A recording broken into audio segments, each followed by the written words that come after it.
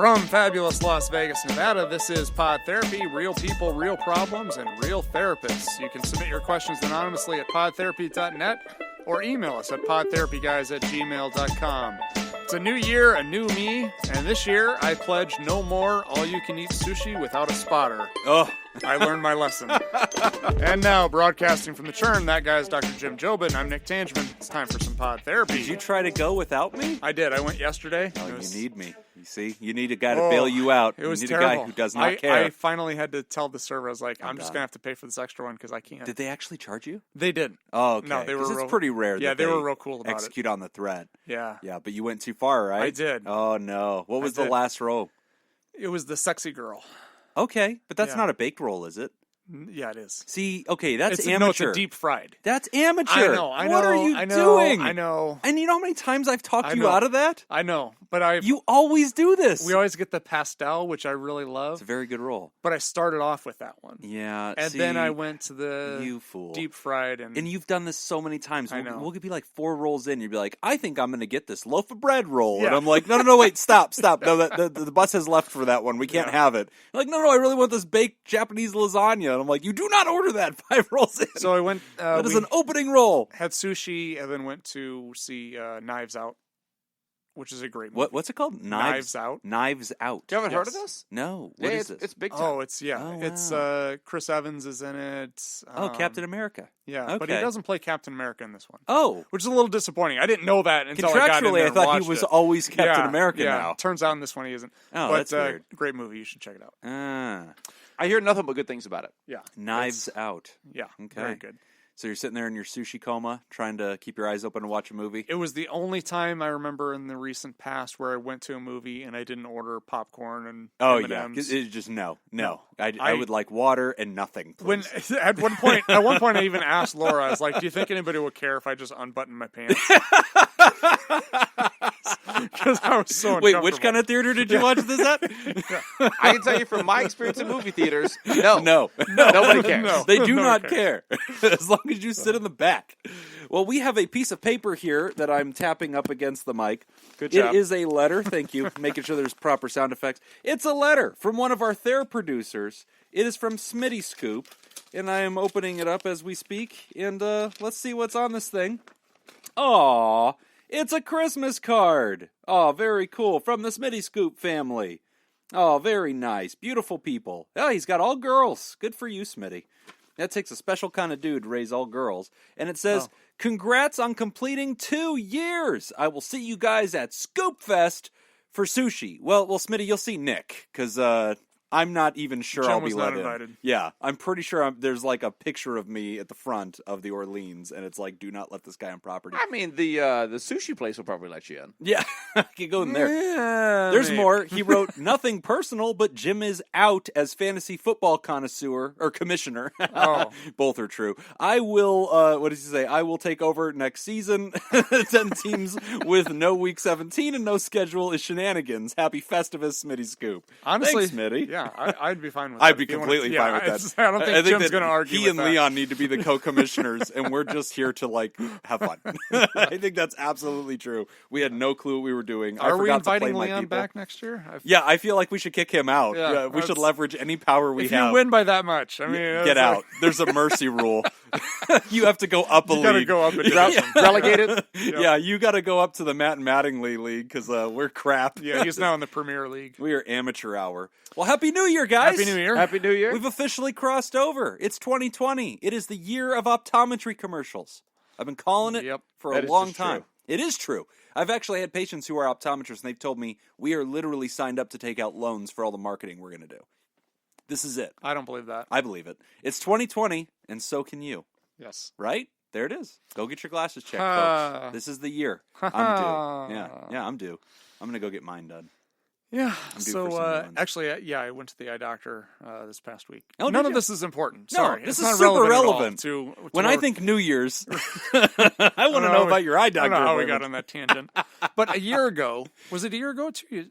No, it was a year ago. We did the SMART SMART goals. It was Brian, and Which I. has been one of the most like widely distributed things that we've done, in part because of Kate and the Pod Therapy comic. That was one of the first ones that she did a deep dive into, explaining how SMART goals work. Yeah, and I don't have to point out that happens to be the episode that you weren't on. I'm not in, which is probably why things probably got done. Just a coincidence. Yeah, it was very content driven. Yeah, right. We had Brian on the show. Yeah, so we kind of wanted to talk a little bit about that, but not go quite into the deep dive that we did last time because it's already out there. If you want to look that up, please do. Yeah. It's really good. But just as a review, when creating goals, so a lot of you are going to be doing some kind of New Year's resolution. Yes. One of the ways that New Year's resolutions sometimes fail is they're not really specific. They don't meet a whole lot of really good criteria on which to actually pursue that goal. Right. So we use the SMART acronym, and there's a couple different variations of how to do this, but this is the variation that I use. It's very helpful. So S is specific, M is measurable, A is achievable. Oh, I had attainable. Yes, I change it. Okay. I do it this way. It's achievable. Taint able. Your goals need to be attainable. Yes. Or they're not good enough. And then what do you have for R? Realistic? I changed it. What's yours? So I use, because achievable to me is realistic. Yes. So for R, I use relevant. Okay, yeah, no, I like that better. Because you want the goal to be something that's going to make a difference. Don't pick something that's irrelevant. Right? Okay, no, I like that better. Because A and R always seem to everybody has overlap. A different version of that, yeah. And then T is time-based. Yes. So you want to have some kind of goal, some kind of time frame. Right. So we always talk about, like, if you can put in a number somehow with whatever your goal is, if you're able to put in a number, then it makes it more likely that you're going to be able to follow through with it because you have a way of measuring it. You have to have something there or else you get lost in it. Now, one point I wanted to make today is that I really, truly buy into the SMART philosophy when creating goals. But if you've got a New Year's resolution that can't fit this, right, it's still good. Yeah. Like, for example, Laura came up with one, and I've kind of adopted it as my own. Okay. Is to be less judgmental. Okay. Oh, wow. That's a good one. And that's not mine. Is that why she stopped listening to Pod Therapy? Literally the opposite of my New Year's resolution. I was going to say, if there's anything you need to be, it's more judgmental. Yeah. I feel like I'm doing people a service by being more judgmental. Well, now that you've stepped into the life coaching realm, right, I feel like it has to be something that's, used forwardly, is to give people that proactive advice. I'm not going to not tell people when they're fucking up. Yeah, that's malpractice. It would be irresponsible. That's right. I'm not going to be negligent. I've got a job. I have an oath. Yeah. So, for those goals, I think those can be good because those are what I'd almost kind of refer to as like mantra goals. Yeah, no, I which agree. aren't really measurable, but they're something that you're constantly reminding yourself of. Right. So you can kind of catch yourself when you're doing it. Yeah, and the thing about SMART goals and the thing that we wanted to kind of represent to everybody. So as therapists, whenever we're designing a treatment plan for a patient, we're constantly trying to think in this term. And so, and that's something I kind of wanted to represent along with SMART, is also kind of presenting the concept of a treatment plan, because I think it's a really useful device to kind of live out a goal. That's what we do is as people whose profession it is to be human change makers, right? So we're working on changing people's ideas and then ultimately manifesting real behavioral change in their life and getting different results. When we're guiding somebody to do that, we're beginning with a statement of the problem, right? So we will look at the person and say, okay, what are we here to work on? And a lot of times it's as simple as Bob is drinking too much, right? Bob has an alcohol dependence problem. Okay, so we identify what that is. And so each of us, when we're designing our New Year's resolution, we want you to do that. We want you to say, what is the problem I want to address? And be clear. And then the next thing you do is bring in that SMART goal. And we actually do use this acronym when we are evaluating a treatment plan goal. And a treatment plan might have more than one because you might have more than one goal to deal with the problem, right? So if the Bob is drinking too much, a goal would be Bob decreases drinking or remains abstinent from his alcohol. But then notice that we've got to get all those elements of SMART in there, right? So Bob does not drink alcohol for 90 days. That is a very specific thing. We know whether or not Bob's done it. It's relevant to Bob's life, right? So that's the R. It's time-bound because we have 90 days stamped into this, so we have ways to inspect this. Now, with that, And I think this is another area that sometimes people screw up, is not addressing what have been the obstacles in the past. Right. Right. So like in that example of Bob needs to stop drinking, or Bob's going to go 90 days Right. without drinking, we need to look at, well, what are the obstacles that have prevented that from happening in the past?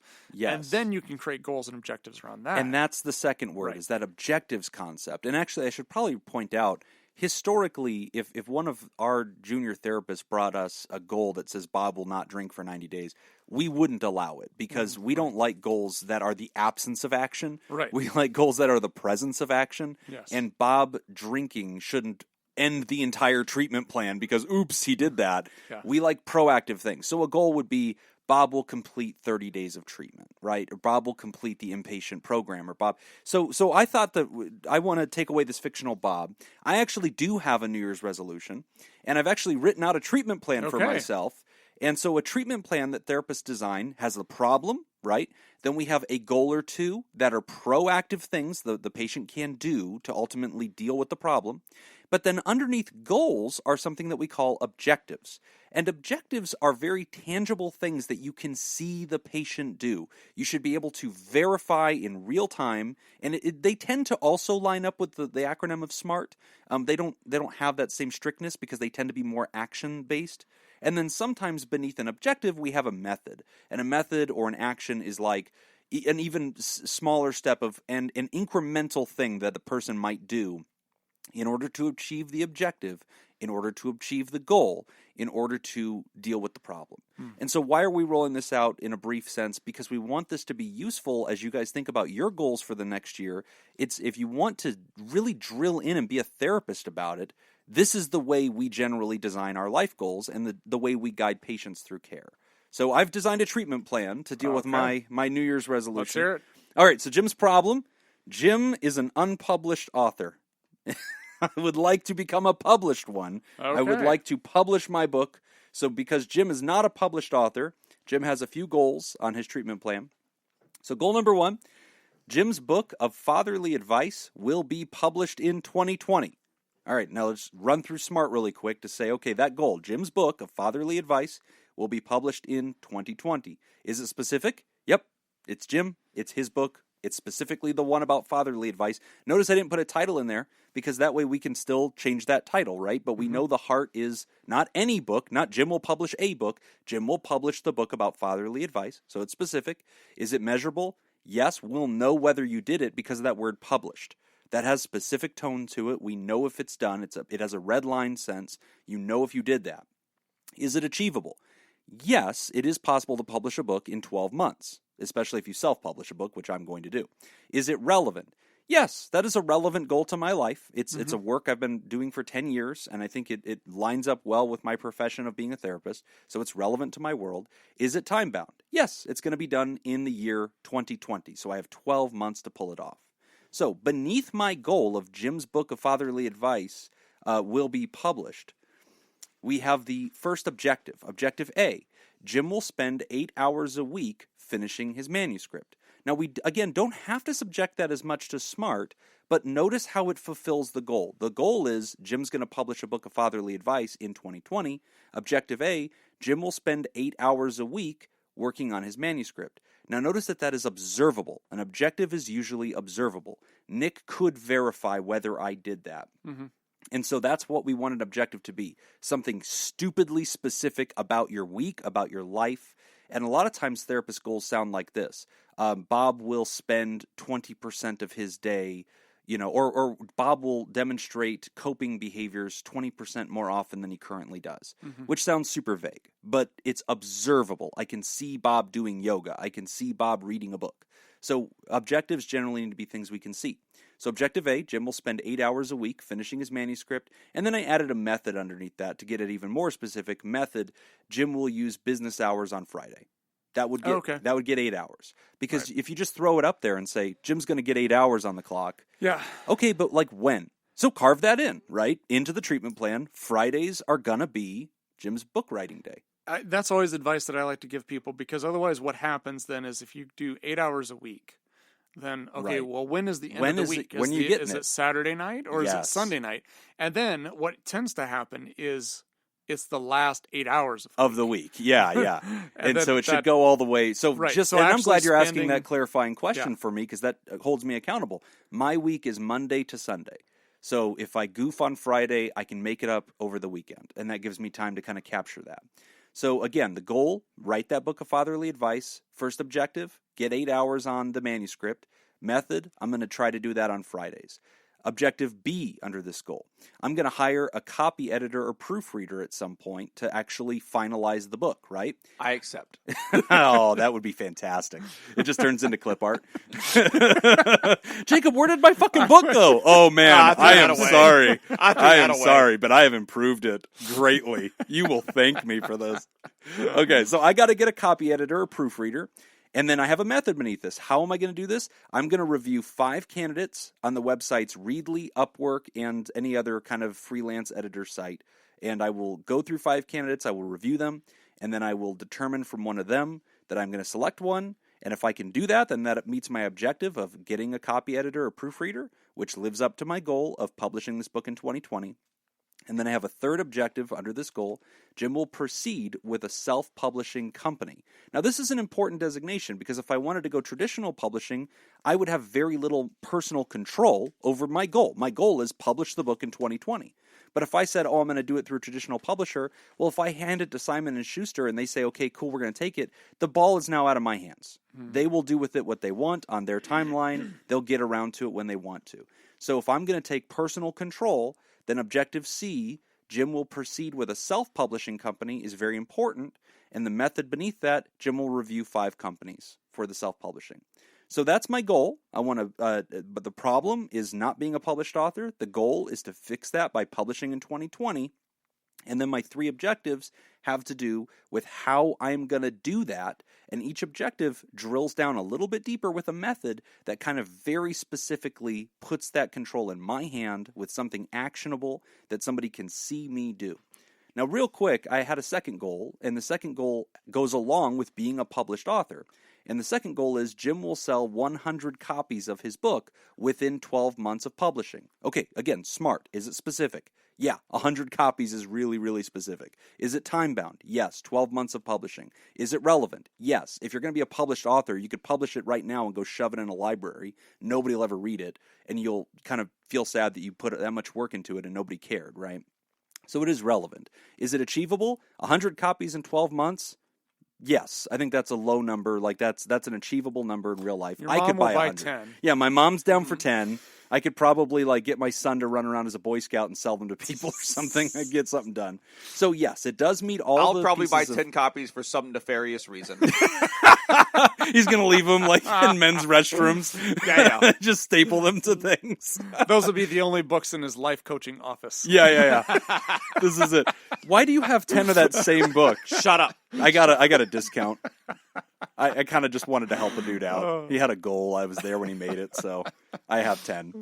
How come you haven't given any away? No. I'm not going to actually make anybody read this. You don't want to read it. You don't want to read this. It's all clip art. Are you a father? Yes. You're better off. You're better off. I don't want to hurt your kid. All right, so my second goal, sell 100 copies within 12 months of publishing. Objective, the first one, how am I going to do this? Okay, so you can see Jim do an objective, right? So here's another example of an objective. Objective A, Jim will draft a marketing plan designed to reach 1,000 people.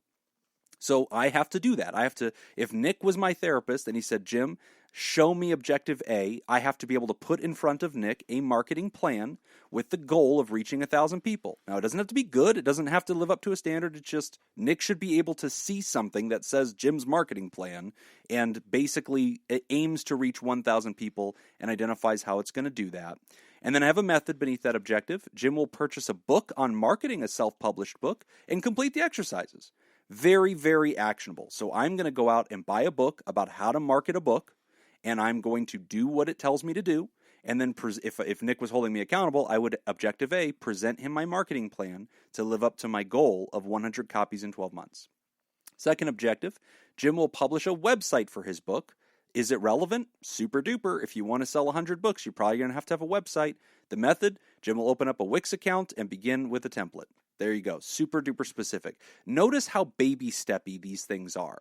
This is what we do with treatment plans because we want them to be foolproof. We want to know whether you did them. We want to ask about them and say, did you read that self-published book you said or that book about marketing self-published books? No, I haven't. Okay, go get that, right? Like, we want to be able to hold you accountable. Did you sign up for a Wix account, Jim?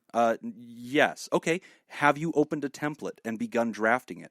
No. Okay, I want you to do that before I see you next week. Now, right? if you were a client of mine, one thing I would have you do is give time frames for each of those objectives. Yes. So you're gonna buy this book. Okay, when are you gonna buy this book? When? January. You're gonna start this this website. Okay, when do you want to start right. the website? Exactly. And when you put a time frame on everything, then it holds you accountable to actually following through. Exactly. And that's something you should be writing in the margins of your treatment plan.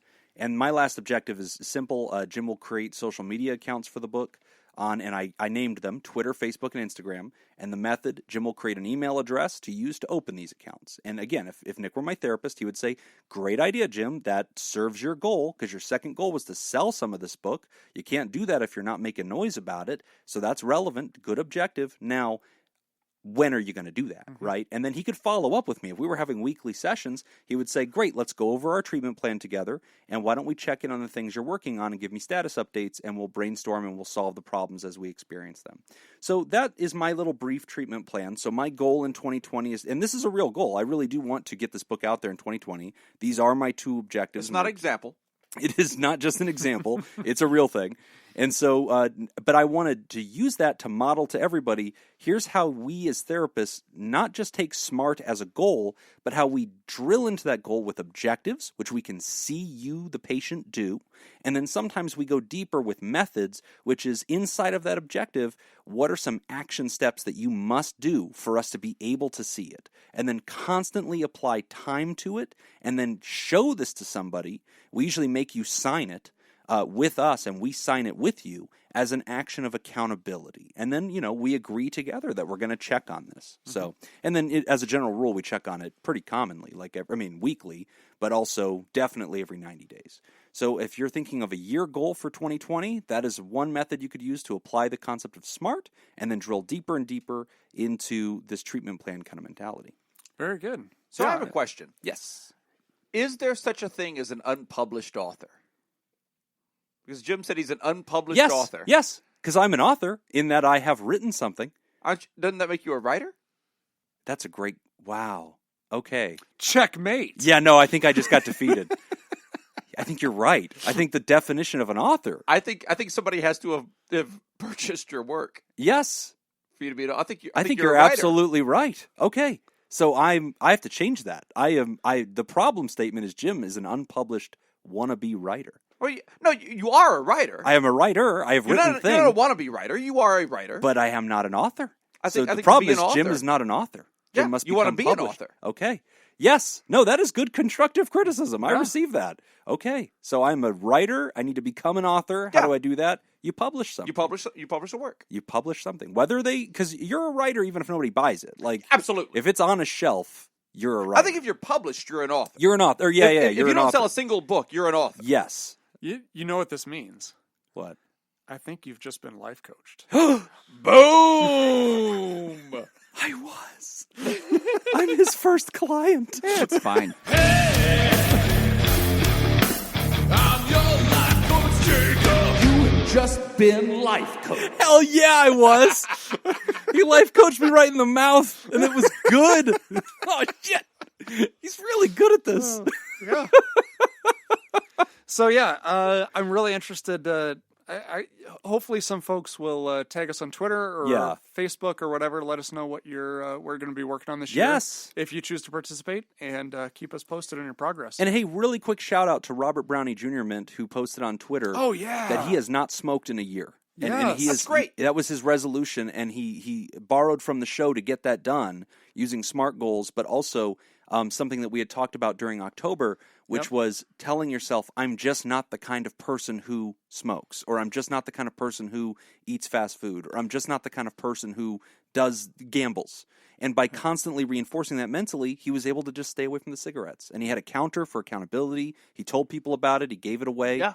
Awesome, man. Yeah. Congratulations. Yeah, that's what when I quit smoking years ago, Literally, my method was I just told everybody that I quit smoking. Yes. Yeah. Yes. And then you just constantly, if See, I people, quit smoking. yeah. And then if somebody offers you a cigarette, I no, quit smoking. I don't smoke. I quit smoking. I quit smoking. Yep, I don't I'm a smoke. non-smoker. I quit smoking. I'm a non-smoker. Isn't that interesting? That Yeah. identity piece. I'm a non-smoker. It's Yeah. cognitive reframing. Yes, what it is. Yeah. It's changing the way that your mind works and Yeah. how you identify. And he's a THERAPOD producer, chairman of the board, I'll add. Thank you Nice. for sending us your cigarette money. That was a Absolutely. good use of that cigarette money. I never thought of that. That's another thing. People should just quit drinking and send us their beer money for the year.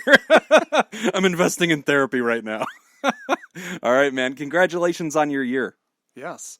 All right, we're going to take a quick break, and when we come back, we will discuss accepting emotional support. You're listening to Pod Therapy. This week's Their Producer sponsor is David Datascoop Violon.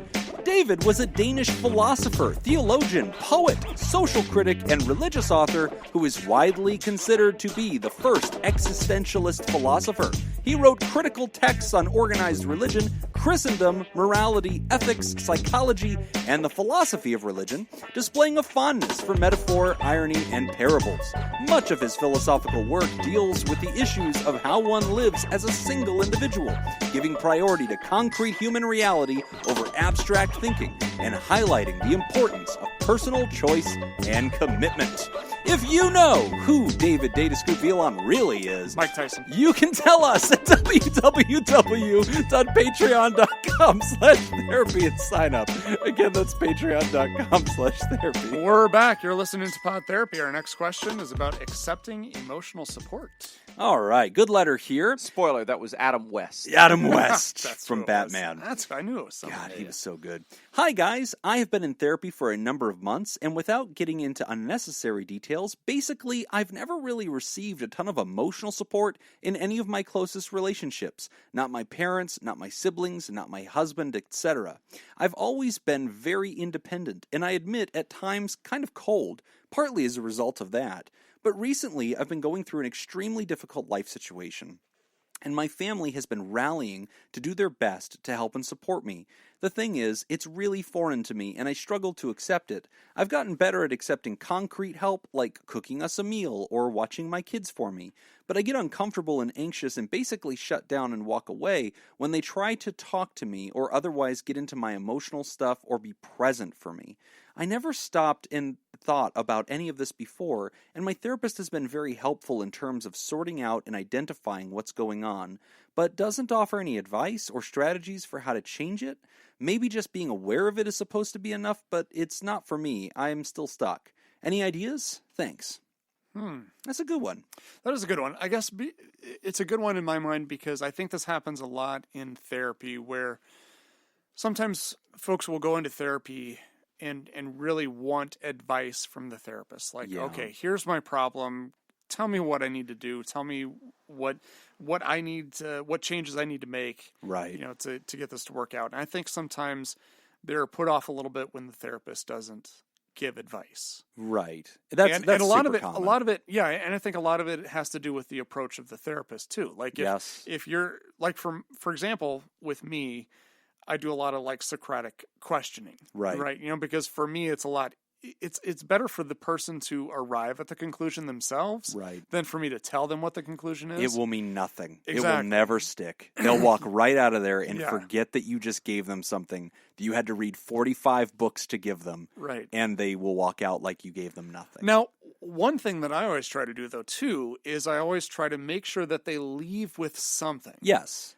So something that they can actually take with them so that they feel like, okay, this was worth coming today. Like I'm in a better spot now than what I was. I have something to work with.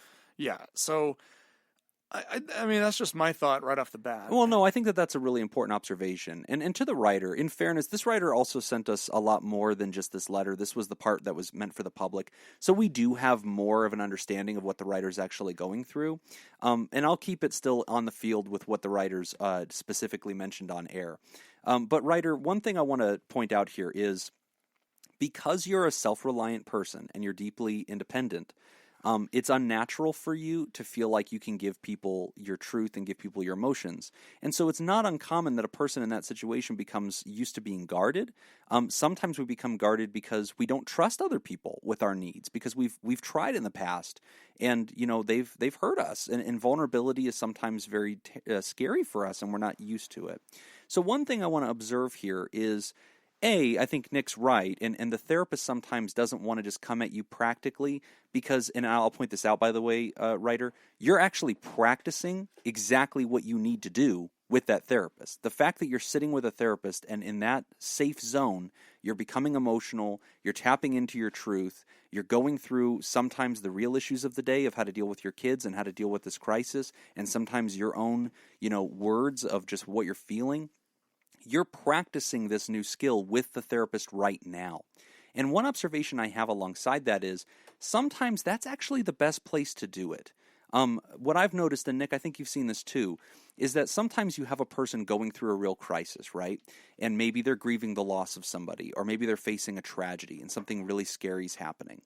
And what will happen sometimes is the people that love them, that are around them, will come to them and say, hey, I want to help you. I'm there for you. And it's one thing if you say, I'm going to bake you a casserole and bring it over on Wednesday. It's another thing whenever you say, you can call me anytime, day or night. I am there for you. Or you try to pick at them and say, hey, how are you doing? Oh, I'm good. No. How are you really doing? And my argument, exactly. My argument is that is selfish. That is selfish on the other people's part. I think it's well-intended. They mean well, but it's voyeuristic, and you're just trying to witness this thing like you're watching a car accident.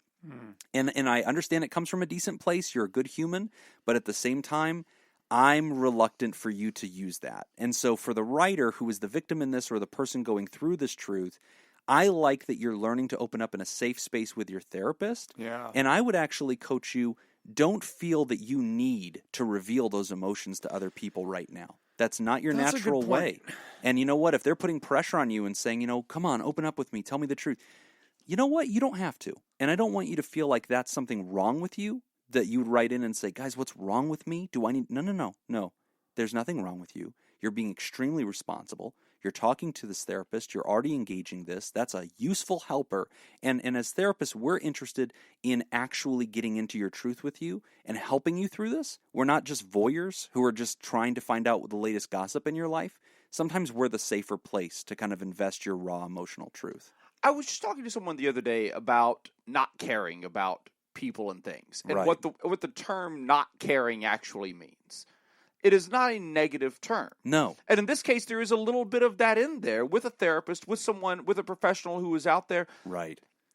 They care about you, but they don't care about you. Right. You're not a part of their personal life. You're a part of their job. Yes. And in this case, that's a beautiful thing. Right. It is. Yes. It's kind of what you need. Yeah. And you really have to be wary of, kind of the rubbernecks who are, and they mean well, and they are signaling that they care for you. And sometimes you have to teach them how to care for you and say, guys, I really appreciate your love and support. Right now, the things that people can give me and my family that are the most helpful are this. Be there for my kids. A casserole. Yeah, distract my kids. Take my kids for the day to the state fair. Distract my people. Help me by, serving in these ways. Kick us, a little bit of financial support if you're moved to do so. But thank you for your love and kindness. I am seeing a therapist. I'm going to be okay in that sense. And thank you for the extension of support. Maybe that's all they need to hear, just that it is being addressed. Yeah. That you With are many talking people, to somebody. because people do care. Yes. And like Jim says, like those people are doing it from a caring perspective. Yes, they are. And if they hear that you are addressing it, many times that's A all. lot of times that's all you got to say. Yeah. Like, thank you. I'm working on this. Here's how I'm working on it. I appreciate your concern. Yeah. And writer, you're allowed to say, gosh, I notice in myself that this is a new skill, and I do want to be more vulnerable and transparent with these other people in my life. And you're allowed to choose to do that. But part of me wonders if maybe your therapist hasn't given you like the directives of how to do that, in part because the therapist might detect this is not a great idea. Like maybe I don't, if I'm your therapist in crisis, I don't want you running around cutting open your heart and sitting in front of everybody all the time because I don't know that they won't hurt you or cause more trouble for you when right now you and I are doing constructive work. Yeah. That's so I don't know. point. That could be it. When you keep revisiting it over and over and over It again might not to be every helpful. friend, like Right. That doesn't always help. And you never want to upset the apple cart when you've got a person who's dealing with tragedy and they're currently surfing the waves of that, and it's a complicated experience with lots of decisions and a lot of holding it togetherness. A lot of times therapists don't want to start spinning you around and just putting you in all these new positions of absolute abandon because you're emotionally together right now. Well, it's not constructive. And that's the thing. Like, growth always happens once we've exceeded our comfort zone. Yes. Right? True. And so as a therapist, one of the things that we want to do is we want to push people outside their comfort zone. But before we do that, we have to make sure that they have the coping skills to overcome that. We don't want to put anybody into a position that they're not ready to handle yet. Yeah. And I can see, Ryder, where sometimes it feels more human and it's a gift to give other people to be vulnerable with them and to show them that you do appreciate them. Sometimes we do want to shed a hot tear and spend some time with them. And I guess practical advice on how to do that, use emotion words. I think a lot of times we're tempted to not use emotion words, and people ask, how are you? And you say, I'm fine, or busy, or stressed, when sometimes you want to take that moment to say, lately I've been feeling confused, or lately I've been feeling despair, and looking up maybe a little word sheet of emotion words or using the wheel of emotion sometimes gives you access to the vocabulary that you might need to begin a conversation about how you're really feeling with somebody else. But I also just want to continue to tell you, unless it's a personal priority for you, don't feel like you have to. Yeah. You're already doing really constructive work visiting with that therapist. I'm actually really pleased about that. Yeah. Yeah, I would agree. I mean, you're doing what you need to be doing. You're in the right spot. But hey, Ryder, did appreciate all the extra stuff that you sent us, teaching us more about your situation. Definitely you are in our thoughts, and we're with you. And so, please feel free to reach out. Even if you just want to kick us an email sometimes that's not read on air and you just say, hey, guys, can I get some, just feedback? We're with you. And really glad to hear you doing that therapeutic work. Very, very meaningful. Congratulations on that. If you need a life coach. I know a guy. We know a guy. And trust me, I have sampled, and it is good. All right, we're going to take our second break, and when we come back, we're going to talk about believing in Santa. You're listening to Pod Therapy. This week's Theraproducer sponsor is Judy Schneider. Judy Schneider is an American author best known for her thriller novels, including the Robert Langdon novels Angels and Demons, The Da Vinci Code, and The Lost Symbol, Inferno, and Origin. Her novels are treasure hunts that usually take place over a period of 24 hours. They feature recurring themes of cryptography, art, and conspiracy theories. Her books have been translated into 57 languages and as of 2012 sold over 200 million copies. Jeez, that's a lot more than my 100. 3 of them, Angels and Demons, The Da Vinci Code, and Inferno, have been adapted into feature films. If you'd like to join Judy Schneider and make the show possible, you can go to www.patreon.com/therapy and sign up. Again, that's patreon.com/therapy. Adam West. Adam West. He's just writing all a over the long place. time. Yeah. Just everywhere. All right, we're listening to Pod Therapy, and this one's about believing in Santa Claus. This one makes me laugh. I know, this because is obviously my religion is going to show up in this because I have so very excited. strict views about how I teach my kids about Santa, and I'm about to get kicked in the balls. Okay. By all both right. of you. You'd I'm be like, interested where's now. this double standard? You All right, have my attention. Let me get here my we shoes go. tied here real quick. Let me just tie up my sneaks. Let me get my cleats on. All right. Just side note, if Jim's book somehow becomes a bestseller, y'all's rent's going up. That's fair. That's very fair. All right. Hi, guys. A friend of mine and I disagree about telling kids about Santa. I was raised not believing. He was raised believing. The reasoning we both hold these opposing opinions are both for the same reason. Before a certain age, we can believe in magic. I say I say that is a bad reason to tell kids about Santa. He says that's the best reason to tell kids about Santa. We are both atheists, and neither of us are going to have kids, so clearly we have a dog in this race. So what do you guys think? Is there any reason one way or the other to teach kids about Santa? Thanks, Abe. Okay, I like that disclaimer. Great. Clearly we care about this. Good job, Abe. Love Abe. Yeah. This is, I can relate to this because I also am an atheist and have no kids and have no plan of having It children. would be great if you finished that with, and deeply believe in Santa. And I believe in Santa. Unshakable faith. Deeply. Deeply regard a conviction for Santa Claus. You don't like it, the tooth fairy will fuck you up. But there are some things like this is an interesting question, because it's Yeah, like, it well, is. do you lie to your children? Right. And also then, like, what is the psychological impact later on to lying to your children? So I'll give you first some anecdotal evidence, which is just my experience. Yes. It has never come up with anybody that I've worked with, even with kids, Yeah. as far as a distrust with parents having to do with something with Santa Claus or belief systems like that. Okay. I've never not- been damaging is what you're saying. I've never seen that. Yeah. No And- 17-year-old has ever said, like, my parents told me there was a tooth fairy, and I found out when I was 12 there wasn't, and We have a problem. so now fuck we have them. a problem. And that's why, I'm... So anecdotally, you're saying, guys, don't overthink it because I don't think there's a lot of harm here. Yes. Now, I also have done a little bit of research on it. Yes. A little On bit. Santa? A little bit. Oh, No. wow. He No. sees you when you're That- sleeping, That I don't need to research. He knows I when know, you're awake. I know he exists. Stay woke. No, a little bit of research on the Coca-Cola effects of invented it. the image. That's true. Actually, That is true. So, what they've found is that when the kids stop believing in Santa, Yeah. it has a greater impact on the parents than it does the children. That's I probably believe true. that. Yes. Yeah, that's probably So true. I don't think there's anything psychologically that you would need to worry about Right. as far as if you do raise your kid to believe in Santa and then later they find out that there is no Santa.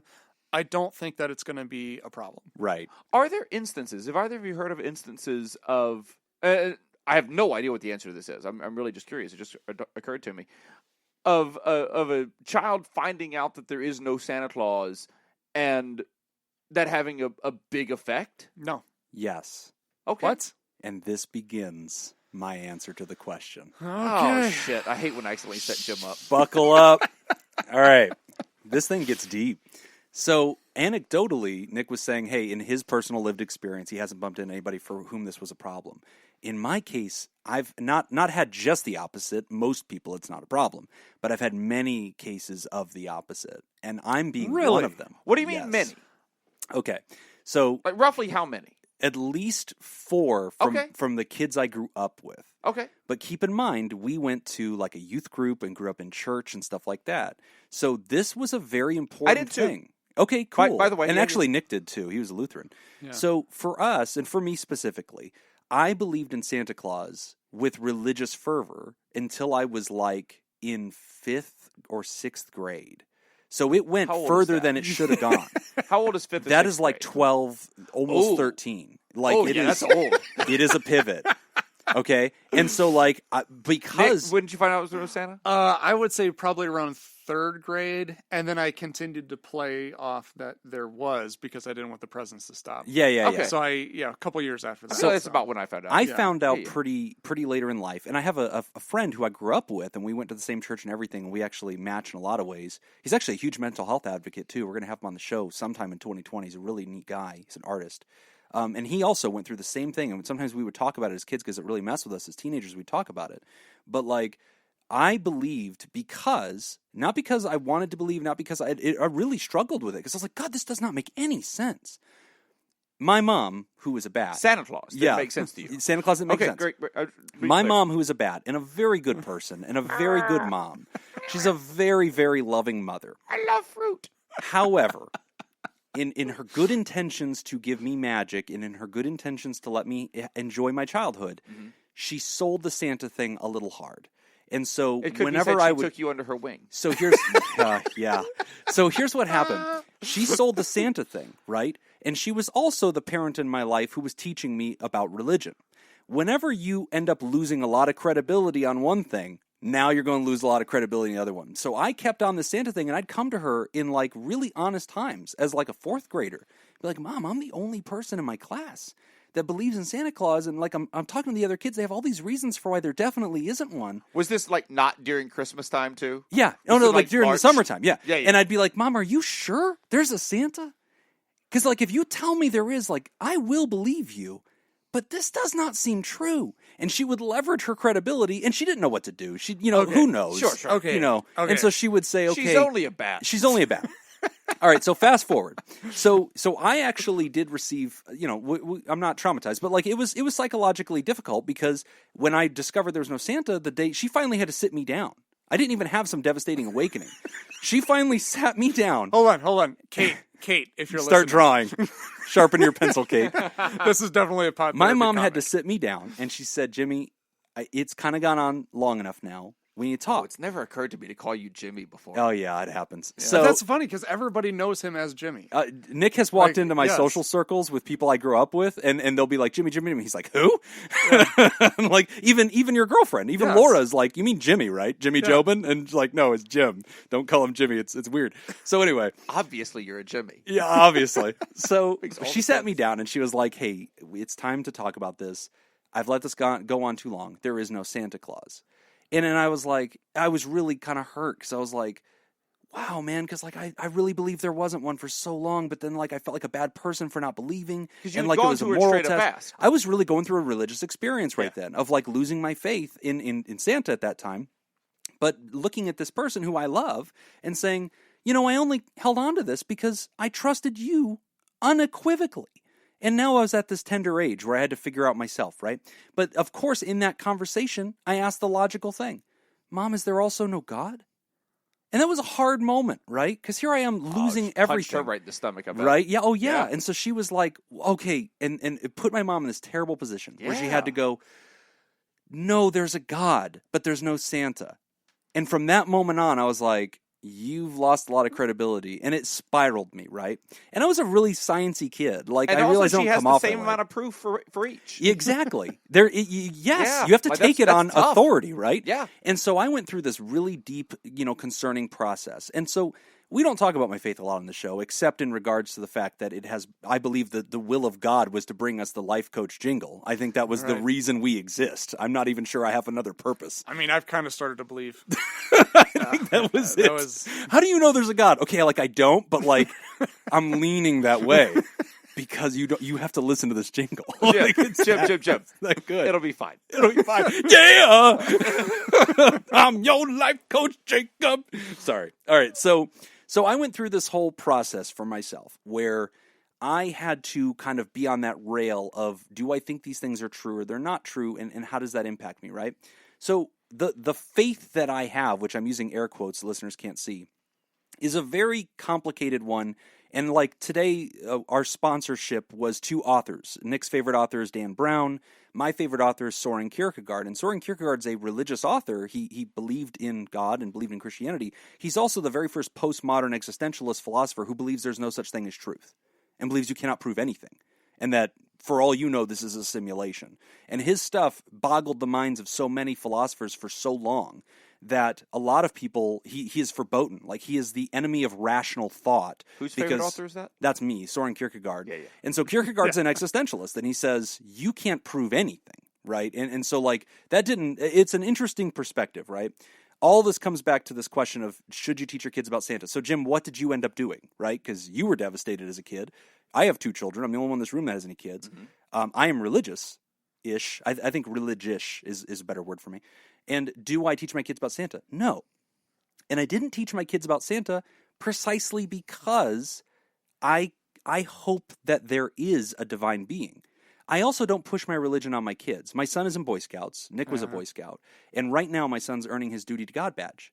And to earn the Duty to God badge, the child needs to sit with their parent and discuss any views on religion that the parent has, and the parent has to present them. Oh, I feel so sad for your son. But hold on. You'd I be very impressed I with sat me. with you and talked about religion. Oh yeah, no, I didn't get out the And- forks oh and my knives and God. show him my little design.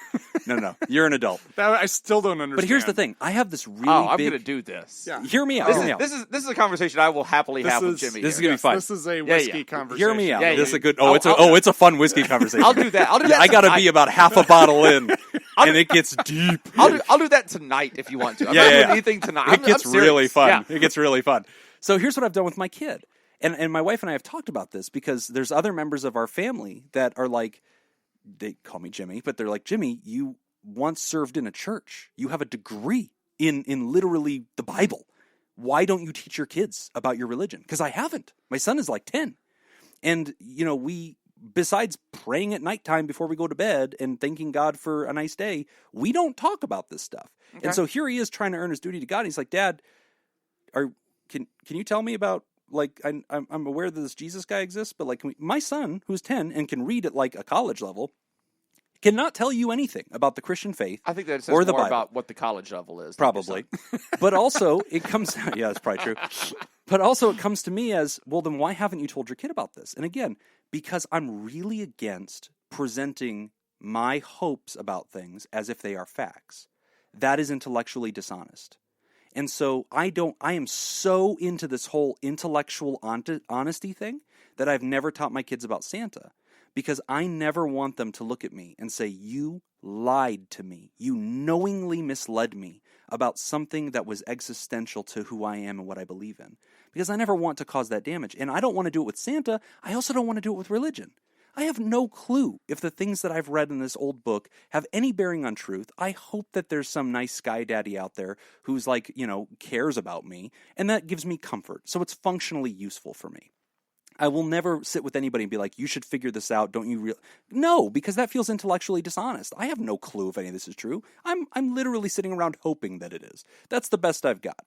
So the same thing applies here. I have not taught my children about Santa Claus because I do not want to be dishonest to them about something that other people find trivial and magical and who cares-y, but I found deep.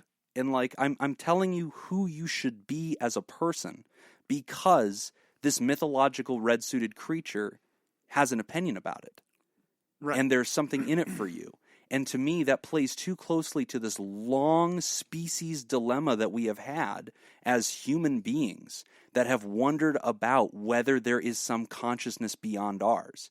It's too close to this primitive thread inside of us that I feel dishonest even playing with it. Did you ever hear Neil deGrasse Tyson talk about the tooth fairy? No.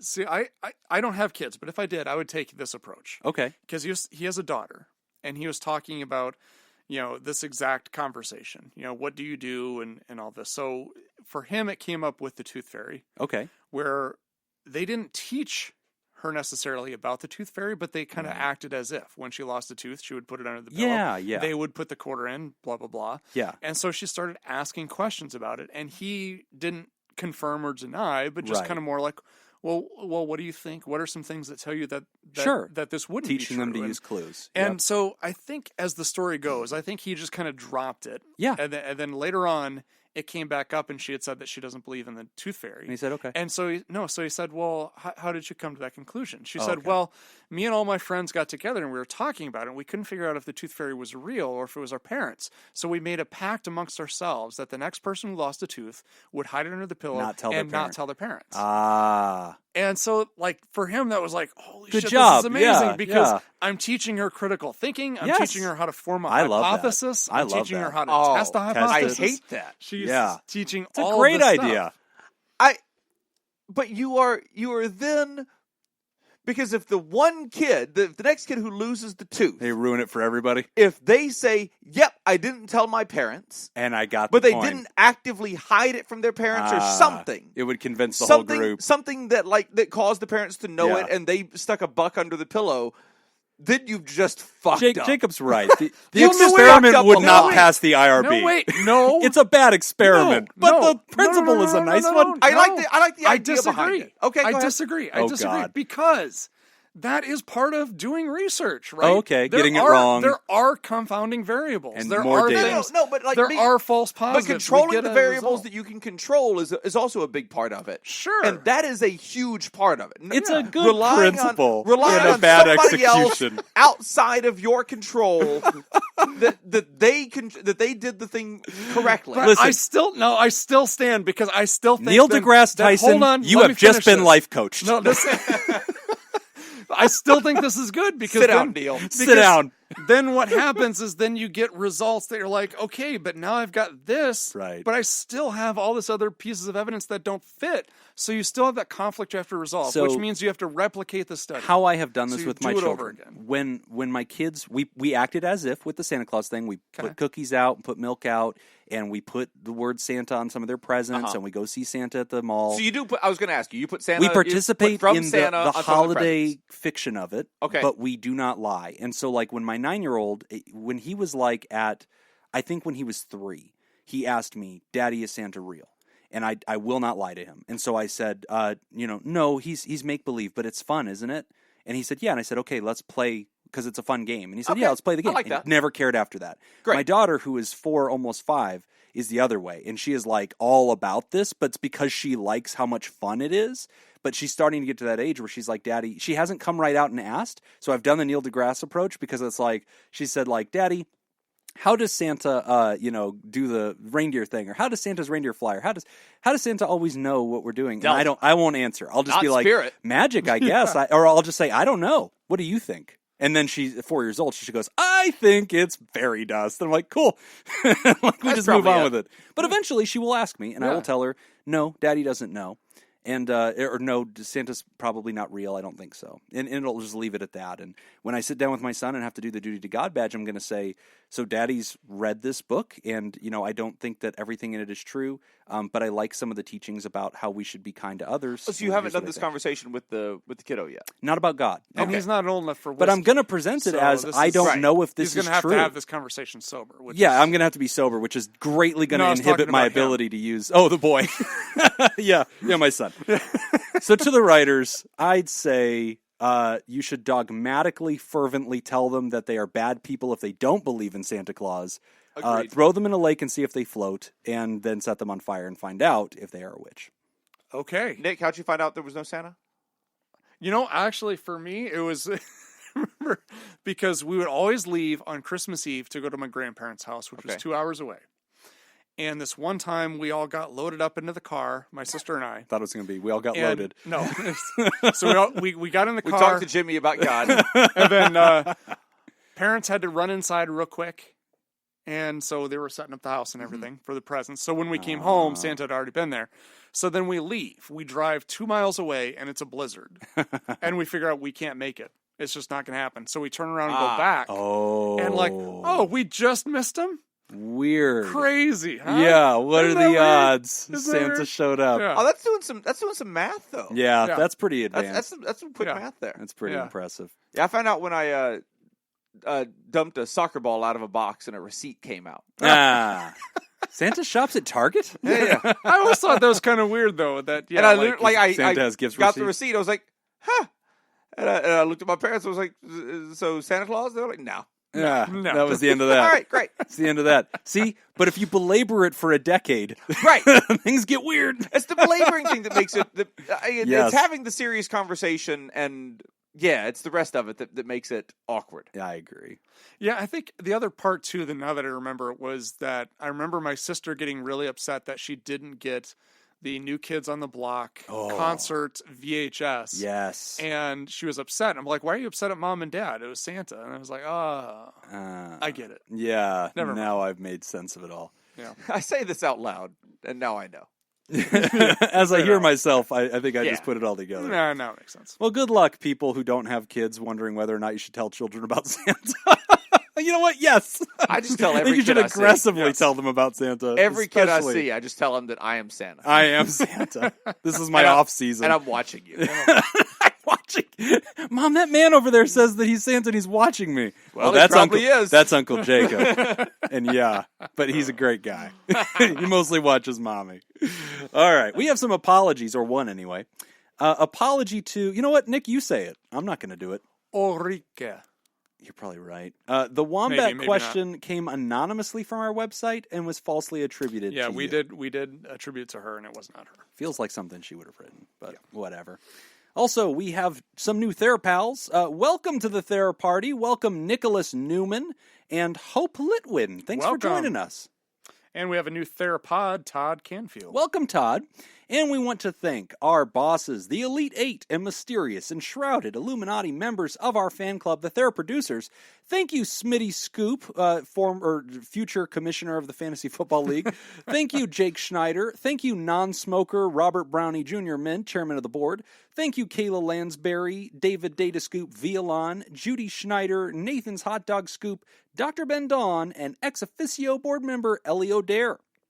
If you'd like to hear this episode uncut and unedited and enjoy our spontaneous side projects, go to patreon.com/therapy, and thank you for supporting mental health. That's all the time that we've got for this week's session. We want to thank our landlords, the Ice Cream Social Podcast, and thanks to those of you who contributed to our show today. We really appreciate it. Remember, pod therapy isn't something you should keep all to yourself. Help us reach others by opening this episode's description in your podcast app and copying and pasting the link provided to somebody who needs it. Don't forget, you can find us at facebook.com/podtherapy, on Twitter at PodTherapyGuys, and at patreon.com/therapy. Do you want to submit a question to the show? Ask anonymously at podtherapy.net or email us at podtherapyguys@gmail.com. I'm Nick Tangeman. I am the risen Lord and Savior, Chris Kringle. Thanks, and we'll see you for your appointment next week.